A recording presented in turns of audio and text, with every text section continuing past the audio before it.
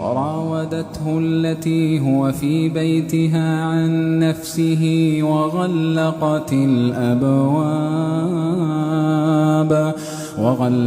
الأبواب وقالت هيت لك. قال معاذ الله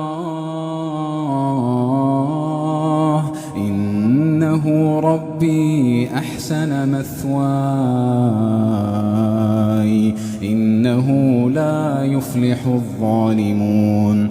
ولقد همت به وهم بها لولا أن رأى برهان ربه كذلك لنصرف عنه السوء والفحشاء